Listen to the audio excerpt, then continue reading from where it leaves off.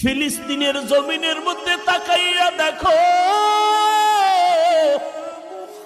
মায়ের সামনে সন্তানকে জবাই করা হয়, সন্তানের সামনে মাকে হত্যা করা হয়। রে যুবক, পানি পানি বলে চিৎকার দেয়, পানি নাই, চিকিৎসা নাই, কোনো খানার আয়োজন নাই।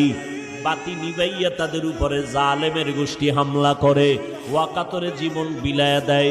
এক বাবায় শুকর আদায় করে কয়, হাসে আর শুকর আদায় করে।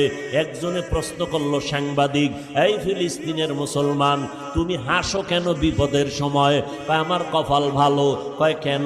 কয় আমার কয়েকটা সন্তান শহীদ হয়ে গেছি, জান্নাতে চলে গেছি, আমিও আশায় আছি শাহাদাতের দরজা দিয়া বিনা হিসাবে জান্নাতে যাব।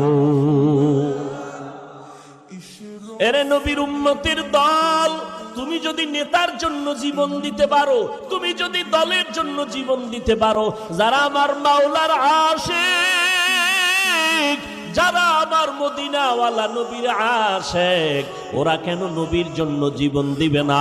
ওরা কেন দ্বীনের জন্য জীবন দিবে না? মুসলমান অন্যের বিপদ দেইখা হাসবা না রে বাবা, বরং যদি মুসলমান হইয়া কবরে যেতে চাও, কাফনের কাপড়টা তাড়াতাড়ি কিনিয়া হাতের মধ্যে রেডি রাখো।